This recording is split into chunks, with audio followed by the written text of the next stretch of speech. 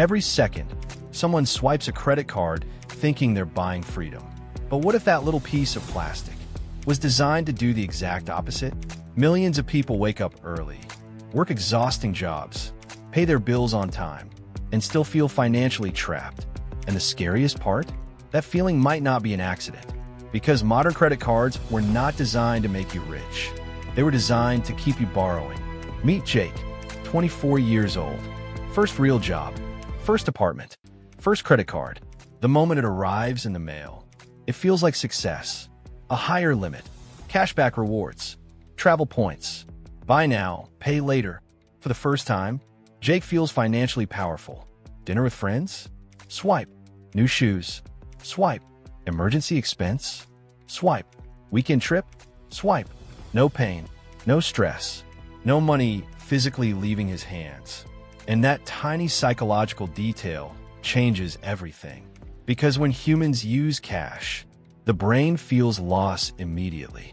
But when we swipe a card, the brain disconnects spending from pain. It feels almost invisible, which is exactly why people spend more with cards than cash. And credit card companies know this. They study human behavior obsessively. What colors increase spending? What words reduce hesitation? What notifications trigger impulse purchases? Congratulations. Exclusive offer. You've earned rewards. Everything is engineered to make borrowing feel exciting, not dangerous. And for a while, it works perfectly. Jake enjoys life more. His apartment looks better. His social media bill arrives. Balance, $2,347. Jake freezes for a second. Then he notices something comforting. Minimum payment due, $42. Only $42? That feels manageable. So he pays the minimum. And without realizing it, Jake just entered the machine. Because minimum payments are one of the most brilliant psychological tricks in modern finance. They're designed to lower panic, to make large debt feel small, to keep people calm enough to continue borrowing. Because if the real monthly cost felt painful, people would stop using the card. But small minimum payments create an illusion that the debt is under control, even when it's quietly growing in the background. Every month, interest begins stacking, silently, relentlessly. Jake barely notices at first. A few extra dollars here, a late fee there, nothing too serious. Until life happens. Rent increases.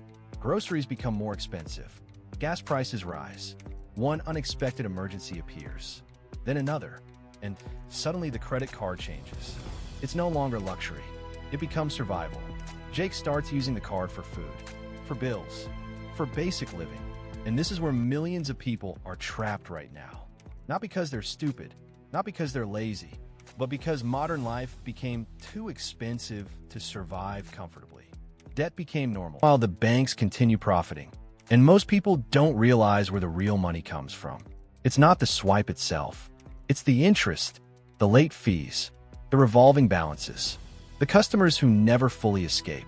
Because the ideal customer is not someone who pays everything off immediately. The ideal customer is someone who stays in debt forever, not drowning completely, not escaping completely, just surviving, month after month, year after year. Think about how strange the system really is. Banks increase your credit limit when you borrow more successfully. Why? Why would a company voluntarily allow people to take on more debt? Unless debt itself was the product. And then comes the credit score, a number that quietly controls modern life.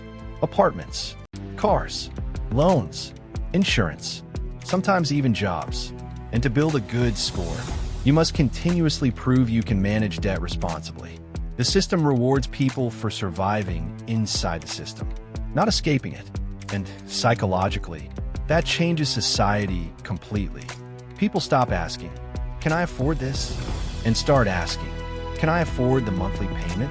That says monthly payments hide true cost. A $4,000 purchase suddenly feels cheap when broken into small pieces. And businesses everywhere understand this. Phones, cars, furniture, luxury items, everything becomes only $19.99 a month. Small numbers feel safe, even when the total cost is massive. And slowly, without realizing it, People become trapped inside payment cycles that never end. Spend, stress, minimum payment, temporary relief, spend again. The loop repeats endlessly. And over time, the emotional pressure becomes invisible. Until one random night, Jake checks his account history. Thousands of dollars paid over the years. Yet somehow, the debt barely moved. That's when reality finally hits him. The game was never designed for quick escape, because debt powers the system itself. Entire economies depend on borrowing. Consumer spending drives growth. Banks profit from interest. Investors profit from debt markets.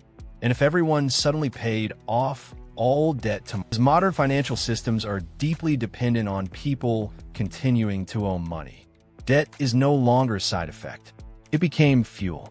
And once you see that, you start noticing the system everywhere. Advertisements encouraging upgrades. Apps encouraging instant spending. Notifications encouraging impulse buying. Treat yourself. You deserve it. Don't wait. The entire culture pushes consumption constantly. Because a consumer who delays spending is less profitable than a consumer constantly borrowing. And the scariest part? Most people never realize this while it's happening. The trap doesn't feel like a trap at first. It feels like convenience, freedom, opportunity, until the interest grows larger than the progress. Until the payments become exhausting. Until working harder somehow still feels financially hopeless. Credit cards themselves are not evil. Used carefully, they can absolutely be powerful tools. But the system behind them was built by corporations whose goal is profit, not financial freedom for consumers. Because the system does not make the most money from people who escape debt quickly.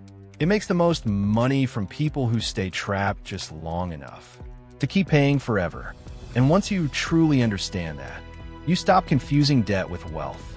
You stop confusing approval with success. And you finally begin seeing the machine for what it really is. Not freedom, but business. One that becomes stronger every time someone swipes. And if this video opened your eyes, subscribe to the Dark Money System, because this is only the surface. Behind every loan, every financial crisis, every system designed to control money, there's a deeper story nobody talks about.